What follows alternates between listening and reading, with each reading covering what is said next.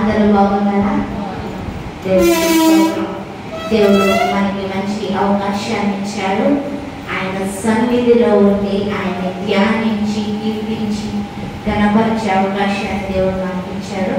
దాన్ని బట్టి దేవుడికి కృతజ్ఞులమైన. ఎందుకంటే చాలా ప్రాంతాల్లో ఇలా స్వేచ్ఛగా కూర్చొని ఆరాధించుకునే అవకాశం లేదు. ఇలా మైక్ పెట్టి పాడేదని మైక్ పెట్టి బయట వాక్యం చెప్పే అవకాశం లేదు. నార్త్ ఇండియా అంతా కూడా ఇలాగే ఉత్తర భారతదేశం, కానీ దేవుడు దక్షిణ భారతదేశం ఏంటి సౌత్ ఇండియా మనకు చాలా స్వేచ్ఛనిచ్చాడు. ఇది కూడా కొంతకాలమే. ఎందుకంటే ప్రభుత్వం నాయకులు అంతా కూడా ఇండైరెక్ట్గా పరిపాలన అన్నమాట. ఎప్పుడు ఎలాంటి కష్టం ఆల్రెడీ ఇక్కడ సౌత్లో కూడా మొదలైంది. చాలా చర్చెస్ని పొడగొడుతున్నారు, చాలా మంది సేవకుల్ని కొడుతున్నారు. రేపొద్దున చర్చెస్ మీద వచ్చి దాడి చేయాలని కూడా ఏమీ లేదు. అందుకు మనం ఎంత తొందరగా సిద్ధపడి ఉంటే అంత మంచిది. చాలా మంది అంటారు దేవుడు వస్తాడు వస్తాడు వస్తాడు, ఇంకా ఎన్ని సంవత్సరాలు పడతాదో తెలియదు అంటారు. ఆ ప్రశ్నలు ఎప్పుడు కూడా మన మైండ్ వరకు తీసుకోకూడదు. ఎందుకంటే ఆయన ఎప్పుడు వస్తాడు అన్న విషయం పక్కన పెడితే నాకెంత కాలం ఉంది అనేది క్యాలిక్యులేషన్ చేసుకోవాలి. మనకి ఇచ్చే సంవత్సరాలు చాలా మంది 60 సంవత్సరాలు బతుకుతారు, 70 సంవత్సరాలు బతుకుతారు, 100 సంవత్సరాలు బతుకుతారు అంటారు. రేపు మనకు ఉందో లేదో అన్న గ్యారెంటీ ఎవరికి లేదు.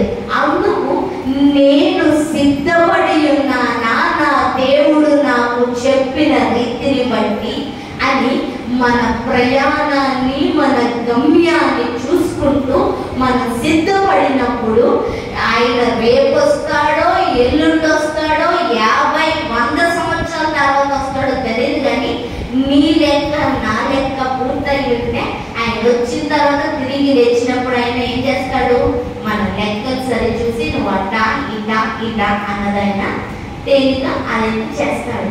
కాబట్టి ఆయన ఎప్పుడు వస్తాడు అన్నది కాదు, మన లెక్క ఎక్కడి వరకు అన్నది మనం చూసుకోవాలి. ప్రకటన గ్రంథం చూద్దాము. ప్రకటన గ్రంథం మొదటి అధ్యాయం 1వ వచనం నేను చదువుతున్నాను. యేసు క్రీస్తు తన దాసులకు కనుపరచుటకు దేవుడు ఆయనకు అనుగ్రహించిన ప్రత్యక్షత ఈ సంగతులు త్వరలో సంభవింపనయ్యున్నవి. ఆయన తన దూత ద్వారా వర్తమానము పంపి తన దాసుడైన యోహానుకు వాటిని సూచించెను. యోహాను గురించి మాట్లాడుతున్నాడు. యోహానికి ఎవ్వరికి ఇవ్వలేని ప్రత్యక్షతను ఇచ్చాడు. ఈ 66 గ్రంథాలలో ఈ ఒక్క పుస్తకం ఎత్తు ఒకటి, మిగతా 65 పుస్తకాలు ఎత్తు ఒకటి. ఈ 65 పుస్తకాలు చరిత్రలో ఏం జరిగాయో చెప్తుంది. ఈ ఆఖరి పుస్తకం మాత్రం రాబోతున్న దినాల్లో ఏం జరగబోతుందో తెలియజేస్తుంది.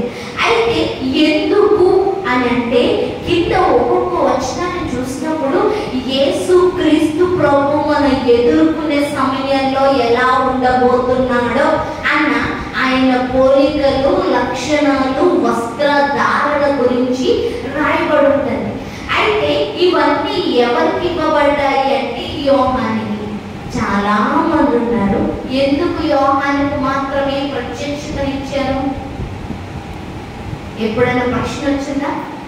అసలు ఎప్పుడైనా ప్రకటన గ్రంథం చదివారా? దేవునికి స్తోత్రం. దయచేసి ప్రకటన గ్రంథం చదవండి. ఈ మొదటి అధ్యాయాన్ని ఒక 10-20 సార్లు చదవండి. ఒక్కొక్క వచనం ఒక్కొక్కసారి స్ట్రైక్ అవుతుంది. గత ఇది 6 నెలల నుంచి ఈ ఒక అధ్యాయంలోనే ప్రసంగం చేస్తున్నాను. 6 నెలల నుంచి ఈ ఒక అధ్యాయంలోనే ప్రసంగం చేస్తే 14 వచనాలు అయ్యాయండి. 14 వచనం. ఎందుకంటే ఒక్కొక్క పదం అంత విలువైనది, అంత గొప్పది, వర్ణించలేనిది, వివరించలేదు. ఎందుకంటే ఇక్కడ యేసు క్రీస్తు ప్రభు రాబోతున్న దినాల్లో ఉండే తన ఛాయ, తన దర్శనాన్ని గురించి రాయబడింది అన్నమాట. ఎందుకు అంటే యోహాను గారికి మాత్రమే ఎందుకు ఈ ప్రత్యక్షత, ఈ ప్రకటన గ్రంథం ఇవ్వబడింది అంటే, ఒకటి ఆయన మాత్రమే అందుబాటులో ఉన్నాడు, రెండోది ఆయన మాత్రమే వినేవాడిగా ఉన్నాడు, ఈ దర్శనాన్ని అర్థం చేసుకునేవాడిగా ఉన్నాడు. చాలా మంది సేవకులు కానీ, సంఘాలు కానీ, గొప్ప గొప్ప చర్చెస్ కానీ ఈ ప్రకటన గ్రంథం దగ్గరకు వచ్చేటప్పటికి భయపడతారు. ఎందుకంటే మాకు అర్థం కాదండి అంటారు. రెండోది, ఇందులో చూసే భయంకరమైన క్రియలకి బాబోయ్ బాబోయ్. ఎందుకంటే ఎప్పుడో 2000 సంవత్సరాల క్రితం రాయబడింది, 2000 సంవత్సరాలు అయిపోయినా కానీ అర్థం కావట్లే. ఎందుకు? ఆ జ్ఞానం ఈ జ్ఞానం కన్నా మించింది, అందుకు ఎవరికి అర్థం కావట్లేదు. అట్లాంటిది ఆ 2000 సంవత్సరాల క్రితమే యోహాను గారు అర్థం చేసుకున్నారు అంటే దేవునికి ఎంత దగ్గరగా ఉన్నాడో మనం అర్థం చేసుకున్నాం. వాక్యం అర్థం అవ్వాలి అంటే ముందు మన మనసు దేవుడికి దగ్గరగా ఉండాలి, మన మైండ్ దేవునికి దగ్గరగా ఉండాలా, మన శరీరం దేవుని స్పర్శకు స్పందించేదిగా ఉండాలి. అంటే శరీరం కూడా పులకరిస్తారు వాక్యం చదివినప్పుడు, శరీరం కూడా స్పందిస్తారు వాక్యం చదివినప్పుడు. మనసు, మైండ్ ఈ మూడు కూడా ఎప్పుడైతే వాక్యానికి స్పందిస్తాయో అప్పుడు దేవుడు మాట్లాడుతున్నాడు అని మనకి అర్థమవుతుంది. మనసు, శరీరం, మన లోపల ఉన్న ఆత్మ, ఈ మూడు కూడా దేవుని వాక్యానికి స్పందించారా. ఈ యోహాను అలా స్పందించాడు కనుకే ఈ ప్రత్యక్షతను దేవుడు యోహాను గారికి అందించాడు. అయితే ఇది అనడానికి ముందు ఏమైంది అంటే, యోహాను గారిని చంపేద్దామని చాలా ప్రయత్నాలు చేశారు. ఆఖరికి వేడి వేడి నూనెలో వేస్తే చేపలాగా, మనం చేపలు వేపుకుంటాం కదా, అట్లా మన నోడు వేగిపోయాడు కానీ చావలేదు. ఎందుకో తెలుసా? ఈ ప్రత్యక్షత లోకానికి అందించడానికి. రాబోతున్న దినాల్లో ఈ ప్రపంచానికి తీర్పు ఉంది, గమ్యం ఉంది. ఒక రోజు ప్రపంచం మొత్తం ఆగిపోతుంది అన్న సత్యాన్ని ఈ లోకానికి అందించడం కోసం దేవుడు ఆ వ్యక్తిని చావనివ్వలేదు. మనం ఎప్పుడైతే దేవుడి స్వరాన్ని వినేవారిగా ఉంటామో, విని వాటిని ప్రకారం చేసేవారిగా ఉంటామో, దాని ప్రకారం ఇతరులకి చెప్పేవారిగా ఉంటామో, దేవుడు మనల్ని కాపాడడానికి ఇష్టపడతాడు. మళ్ళీ చెప్పనా? ఎప్పుడైతే దేవుడి వాక్యాన్ని వినేవారిగా ఉంటామో, మన జీవితంలో చేసేవారిగా ఉంటామో, అది ఎదుటి వారికి చెప్పేవారిగా ఉంటామో, ఈ మూడు లక్షణాలు మన జీవితంలో ఉన్నప్పుడు దేవుడు మనల్ని కాపాడడానికి ఇష్టపడతాడు. మనని అది ప్రాణం పోయినా దేవుడు తిరిగి ప్రాణాన్ని ఇవ్వడానికి ఇష్టపడతాడు. ఎంత కష్టమైన దేవుడు బయటికి లాక్కు రావడానికైనా. ఎందుకంటే నువ్వు వాక్యాన్ని ఇతరులకు తెలియజేసే వ్యక్తివి కాబట్టి, నువ్వు వాక్యాన్ని నమ్మే వ్యక్తివి కాబట్టి, నువ్వు వాక్యానుసారంగా బ్రతుకుతున్నావు కాబట్టి. యోహాను అంట దేవుడి రొమ్మున ఆనుకునే వ్యక్తి అంట. మనం సువార్తలో చూస్తాం, యేసయ్యకి రొమ్మున ఆనుకునే ప్రియ శిష్యుడు ఎవరు అంటే యోహాను. ఎవరు? యోహాను. అలా ఆనుకొని ఉన్నాడు కాబట్టి యేసయ్య హృదయాన్ని అర్థం చేసుకోవడానికి కానీ, ఆ వాక్యాన్ని అంగీకరించడానికి ఇష్టపడ్డాడు కాబట్టి శిష్యులు ఎవ్వరికి దొరకని ఆధిక్యత, ది గ్రేట్ ఇంపార్టెన్స్ అని చెప్పాలి. ఒక విషయం చెప్పాలి, ఒక గౌరవాన్ని దేవుడు ఎవరికి ఇచ్చాడు? ప్రియ శిష్యుడికి ఇచ్చాడు. మనం ప్రియులుగా ఉండాలండి. ఎలా ఉండాలా? వినేవారిగా ఉండాలా, పాటించేవారిగా ఉండాలా, చెప్పేవారిగా ఉండాలా, దేవుడికి ప్రియులుగా ఉండాలి. అంటే మనకి దేవుడికి ఉండాల్సిన సంబంధం ఏంటి? ప్రియ శిష్యుడు, స్నేహితులము, ఇష్టపడేవారము అన్న రిలేషన్షిప్ ఉంటే దేవుడు ప్రతిదీ మనతో మాట్లాడుతూ ఉంటాడు. అది యోహానుకు మాత్రమే ఎందుకు దేవుడి ప్రత్యక్షతనిచ్చాడు అనడానికి గల కారణం. అయితే కింద ఉన్న మాట చూసినట్లయితే 4వ వచనంలో చూస్తున్నాను, యోహాను ఆసియాలో ఉన్న 7 సంఘములకు శుభమని చెప్పి వ్రాయినది, వర్తమాన భూత భవిష్యత్ కాలంలో ఉన్నవాడు నుండి, ఆయన సింహాసనం ఎదుట 7 ఆత్మల నుండి నమ్మకమైన సాక్షియు, మృతులలో నుండి ఆది సంభూతుడుగా లేచిన వాడును, భూపతులకు అధిపతి అయిన యేసు క్రీస్తు నుండి కృపా సమాధానములు మీకు కలుగును గాక. ఆసియాలో ఉన్న 7 సంఘములు అని రాయబడిందంటే ఆ యోహాను గారు ఉన్న టైంలో డిఫరెంట్ కాంటినెంట్స్ లో ఉన్న 7 చర్చెస్ అని రాయబడింది. ప్రజెంట్ సార్వత్రిక సంఘానికి అంటే ఈ ప్రపంచంలో ఉన్న మన అంతటికి కూడా రాయబడిన వాక్యం. ఏమంటున్నాడు ఆయన? వర్తమాన భూత భవిష్యత్ కాలములో ఉన్న వాని నుండి, ఆయన సింహాసనం ఎదుట 7 ఆత్మల నుండి నమ్మకమైన సాక్షియు, మృతులలో నుండి ఆది సంభూతుడిగా లేచిన వాడును, భూపతులకు అధిపతి అయిన యేసుక్రీస్తు నుండి కృపా సమాధానములు మీకు కలుగును గాక. ఆయన ఎప్పుడున్నాడంట? వర్తమాన భూత భవిష్యత్తు అంటే పాత కాలంలో ఉన్నాడు, ప్రజెంట్ కాలంలో ఉన్నాడు, రాబోతున్న కాలం. అంటే ఇది దేనికి గుర్తిస్తుంది అంటే నీ జీవితానికి ఆది అంతం, నష్టం లాభం, సుఖం శాంతి, ప్రతి ఎత్తు పల్లంలో నేను ఉన్నాను, నాకు తెలుసు ఏం చెయ్యాలో, ఏం చేస్తే బాగుంటుందో, ఏం చేస్తే నువ్వు ఎలా మారుతావో అన్నీ తెలిసిన దేవుడిని అంటూ మనతో మాట్లాడుతున్నాడు. ఎప్పుడైనా కానీ పరిస్థితిని చూసి కృంగిపోవటానికి మనం కాదు, ఆ పరిస్థితిలో దేవుడు ఉన్నాడు అని మనం జ్ఞాపకం చేసుకుంటూ ముందుకి వెళ్ళేవారిగా ఉంటారు. దేవుడు ఎప్పుడు ఉన్నాడు, ఎప్పుడు చూస్తున్నాడు, ఆయన పరిస్థితికి తగ్గ సొల్యూషన్ ఆయన దగ్గర ఉంది అని మనం నమ్మగలుగుతాం. ఎప్పుడు నమ్ముతాం? ప్రేమ ఉంటే నమ్ముతాం. ఏం చేస్తే నమ్ముతాం? ప్రేమ ఉంటే నమ్ముతాం. బాగా ఇష్టమైన వ్యక్తులు ఉన్నారు, నేను చేస్తాను అంటే అప్పుడు నువ్వు ఏమనుకుంటాం? గ్యారెంటీగా చేస్తాడు. ఆ వ్యక్తికి మీకు ఎలాంటి సంబంధం లేదు, మీ ఫ్రెండ్షిప్ కానీ లేదంటే మీ భర్త మీద భార్య మీద ప్రేమే కోల్పోయావు, నేను అది తెస్తానమ్మా ఇస్తానమ్మా అంటే నమ్ముతావు నువ్వు? ఎందుకు? ఫౌండేషన్ ఏంటి? ప్రేమ. దేవునికి మీకు ఎప్పుడైతే ప్రేమ బంధం ఉంటుందో అది నమ్మకాన్ని ఇస్తుంది. ఆ నమ్మకాన్ని బట్టి నా దేవుడు నా పాత జీవితంలో ఉన్నాడు, నా ప్రజెంట్ జీవితంలో ఉన్నాడు, నా రాబోతున్న జీవితంలో ఉంటాడు, ఆయన ఏమైనా చెయ్యగలడు, మార్చగలడు, సమర్థవంతుడు, ఆయన్ని మాత్రమే నేను పట్టుకొని ఉంటాను అని మనం ముందుకి నడపగలం. అదే ప్రేమ లేకపోతే, నమ్మకం లేకపోతే ఏం చేస్తాడండి దేవుడు? పోయినసారి అలాగే అయ్యింది, ఇప్పుడు కూడా అలాగే అవుతుంది. దేవుడు కార్యం చేస్తాడేంటి? లేకపోతే దేవుడు ఇస్తాడేంటి? లేదంటే దేవుడు మా జీవితాన్ని బాగుపరుస్తాడేంటి అన్న ప్రశ్నలు మాత్రమే ఉంటాయి.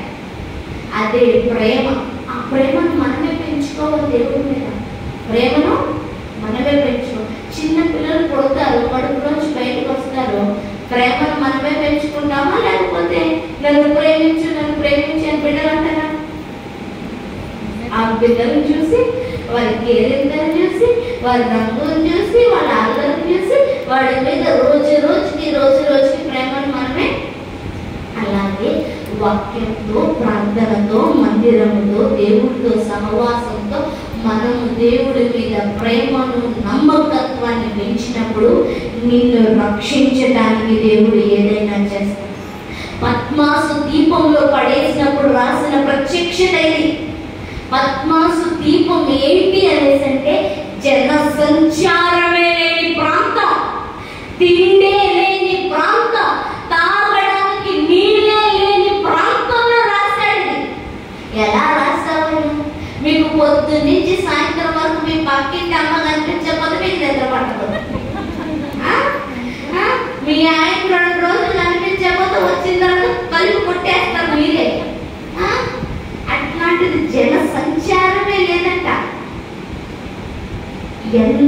ఎంతగా దేవుడి మీద ఆనుకున్నాడో చూడండి. అంటే ఉద్దేశం ఏంటి తెలుసా? ఎవ్వరు లేకపోయినా పర్వాలేదు ప్రభువా, నువ్వు ఉంటే చాలు. నా పరిస్థితులు ఏమి సహకరించకపోయినా పర్వాలేదు, నువ్వు ఉంటే చాలు.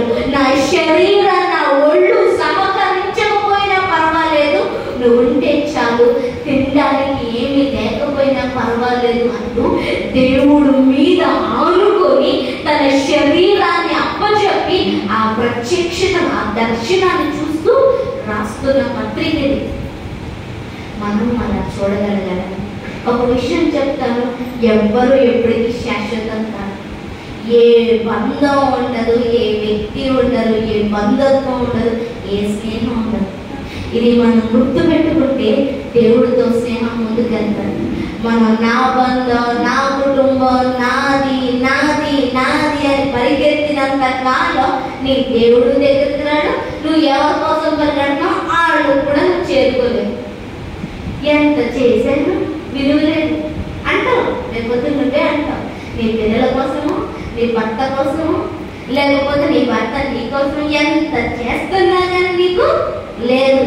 ఆ మాట గ్యారంటీగా మనం అనాలి, లేదంటే పడాల్సిందే. అదే నిజమైన ప్రేమను ఆయనతో మెయింటైన్ చేస్తున్నప్పుడు అప్పుడు ఈ బంధుత్వాలు కానీ ఈ బంధాలు కానీ ఎంతవరకు ఉంచుకోవాలో మనకి అర్థమవుతుంది. ఆయనతో ప్రయాణానికి మనం సిద్ధమవుతాం. ఆయన అంటున్నాడు, భూత వర్తమాన భవిష్యత్ కాలంలో నేను ఉన్నాను, నీ జీవితానికి ఆది అంతాన్ని నేనే అని చెప్తున్నాడు. ఇక్కడ 5వ వచనం, నమ్మకమైన సాక్షియు. ఎవరంట? నమ్మకమైన సాక్షి. ఆయన నమ్మకమైన సాక్షిగా నిలబడ్డాడు. 4 సువార్తల్లో చూసినట్లయితే ఆయన జీవితం కానీ, ఆయన మాట్లాడే విధానం కానీ, ఆయన ప్రార్థన జీవితం కానీ, ఇతరులు ఎడల చూపించిన కనికరం కానీ, ఇతరుల పట్ల నడుచుకున్న విధానం కానీ, తన కుటుంబంతో కానీ, తన బాధ్యత కానీ అన్ని పనుల్లో చాలా కరెక్ట్గా ఉంటాడు. అంతేకాకుండా తండ్రి ఆయనకు అప్పచెప్పిన పని ఏంటి అనేసి అంటే, ఈ లోకంలో ఉన్న వారందరి కోసం ప్రాణ త్యాగం చేసి తన రక్తాన్ని చిందించి అందరినీ పరిశుద్ధపరిచి మళ్ళీ అక్కడికి వెళ్ళి నువ్వు అప్పచెప్పిన పనిని పూర్తి చేశాను తండ్రి అని చెప్పడం. ఆయన అట్లా నమ్మకంగా ఉన్నాడు. ఇప్పుడు మనల్ని కూడా అలాగే చెప్తున్నాడు. ఎందుకు ఈ మాట అంటే, నువ్వు నేను ఎలా ఉండాలా? నమ్మకమైన సాక్షిగా ఉండాలి. ఎలా ఉండాలా? నమ్మకమైన సాక్షి అంటే దేవుడితో మనం ప్రయాణం చేస్తూ ఉంటే ఆ ప్రయాణంలో దేవుడు అంటాడు, అమ్మా నీ గుణం ఇలా ఉండకూడదు, ఇలా ఉండాలి, అమ్మా నువ్వు ఇలా మాట్లాడకూడదు, ఇలా ఉండాలి అని రోజు రోజుకి వాక్యం ఏం చేస్తుంది? మనల్ని శుభ్రం చేస్తూ ఉంటుంది, కట్ చేస్తూ ఉంటుంది, నలిపేస్తూ ఉంటుంది. ఇప్పుడు మాది కుమ్మరి ఎట్లాగైతే మట్టి తొక్కుతూ ఉంటే వచ్చే రాళ్ళు కానీ రప్పలు కానీ తీసి ఎట్లా పారేస్తుంటాడో, రోజు ఈ వాక్యం చదువుతూ ఉంటే మనలో ఉన్న రాళ్ళు రప్పలు కూడా ఈ వాక్యం తీసి బయట పారేస్తాడు. అలవాటు ఉందా? బయటకు వచ్చేటప్పుడు వాక్యం చదువుకొని బయటకు వచ్చే అలవాటు? ఏ రోజు ఆ రోజు మనం వాక్యం చదువుకుంటుంటే మనలో ఉన్న రాళ్ళు రప్పలు, దేవుడికి నచ్చని చెత్త చెదారం మొత్తం కనబడుతూ ఉంటుంది.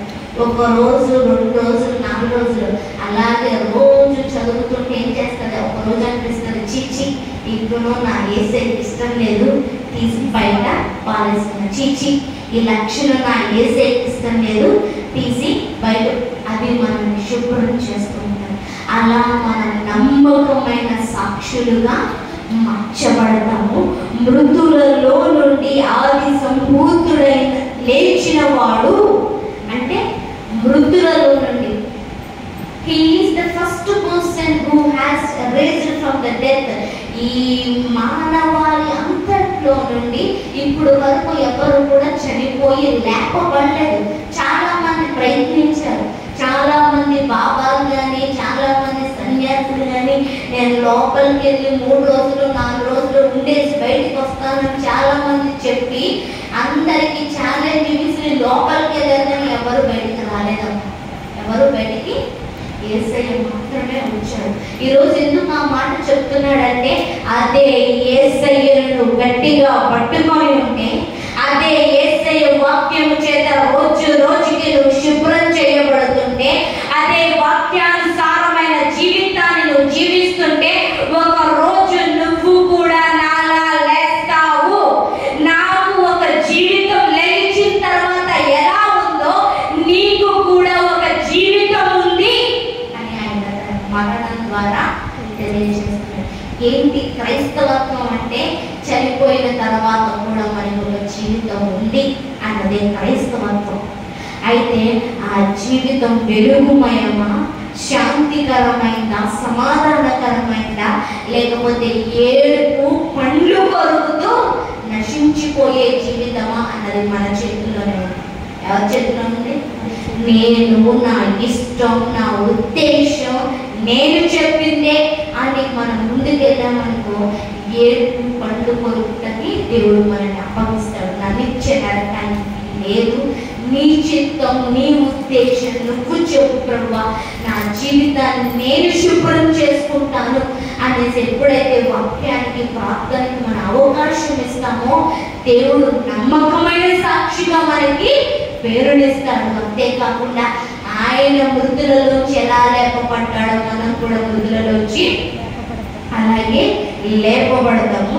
అక్కడ భూపతులకు అధిపతి అయిన యేసుక్రీస్తు నుండి, భూపతులకు అధిపతి అంటే ఈ లోకంలో ఉన్న ప్రతి అధికారి భూపతి అంటే భూమి మీద అధిపతిగా ఉన్నవారు.